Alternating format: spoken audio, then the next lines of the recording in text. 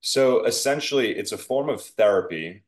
It's basically it was developed back in like the late 50s, early 60s when astronauts were going into space for the first time and getting very sick, even though they were having food and water and getting sleep.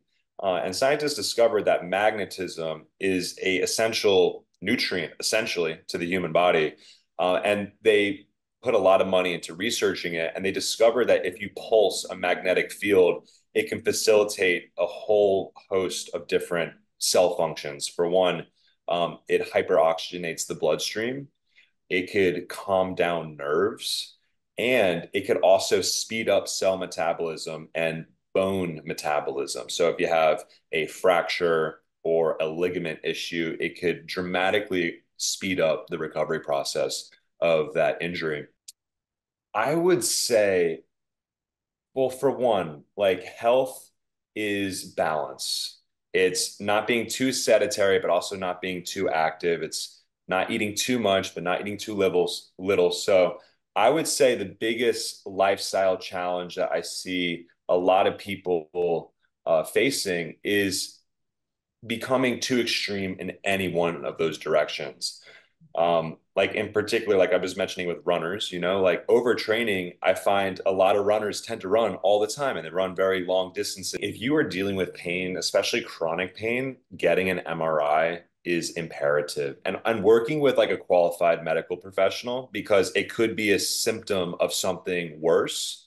So first getting a diagnosis is first and foremost. But after that, like working with a qualified person to create a plan. Like if you're dealing with back pain, I would recommend probably doing PEMF a few times a week. And then if you have the time, infrared sauna, maybe some contrast therapy of a hot tub and a cold tub. Um, yeah, I think when it comes to chronic pain, I think you just working with people that are in that world is the number one thing you can do.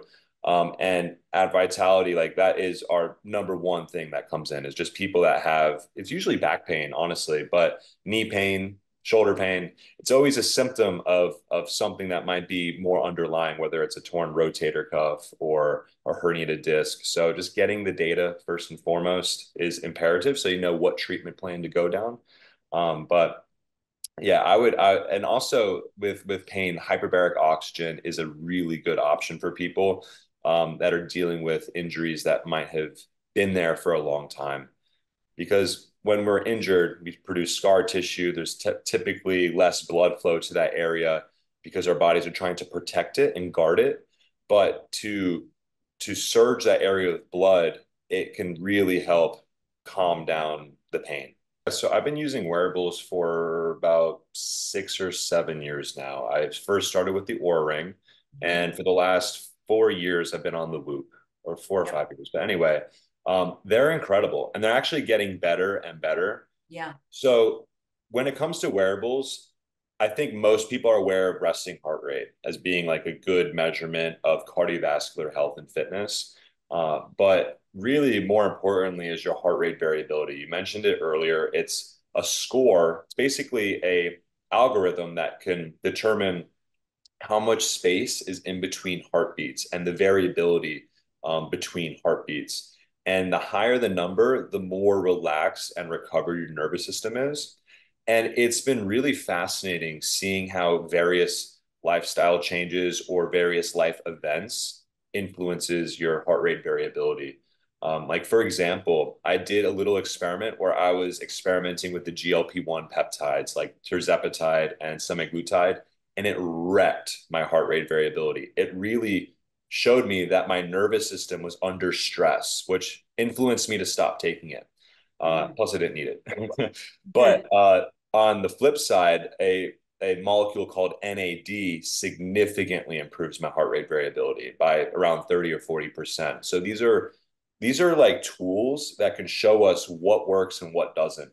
And it's really interesting to see how eating a late night meal after work affects your sleep. And also being able to get detailed information such as deep sleep versus REM. And I've just noticed they're just getting better and better and more accurate. So if I were to wake up one morning after having some alcohol and I'm 39% recovered, I do feel 39% recovered. Yes. Yeah. And and based off of your sleep score, it's really showing you what you should do for physical activity that day. So if you wake up and you see like, hey, like I had really good sleep, I'm showing 75% recovery.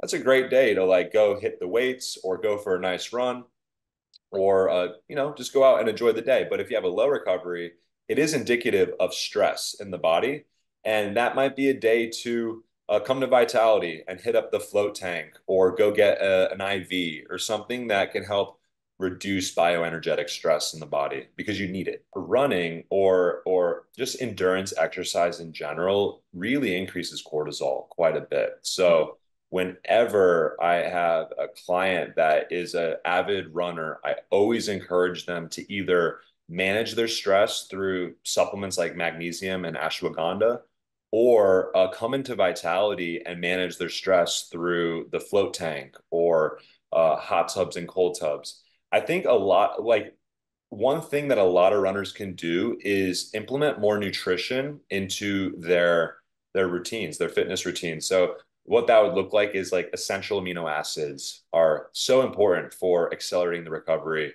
Uh, Electrolytes, minerals, all these things get depleted every time you go and start sweating. And then there's also like antioxidants such as like molecular hydrogen that could significantly improve your performance while also reducing that bioenergetic stress that running causes. So we do have quite a bit of services that could really impact runners. And I would say the first would be the float tank. The float tank is a pod with water. In that water is over 1,000 pounds of Epsom salt. So you're essentially buoyant as if you were in the Dead Sea. And when you're in that environment, there's no sound, there's no light. The water and the air is the same temperature as your body. So you lose sensation of gravity, you lose sensation of temperature, of light and sound, and your nervous system has a much needed hour of no sensory input. At the same time, you're also absorbing so much magnesium that before you go in, you don't think you're that stressed, but when you leave, you realize that you're holding so much tension, so much stress in the body. And a lot of the times people end up being kind of zonked out afterwards because they've just been running on like a cortisol high. So that would be my first recommendation if you just got finished with a long run or an avid training program. But the hot tub and cold tub are also fantastic options as well.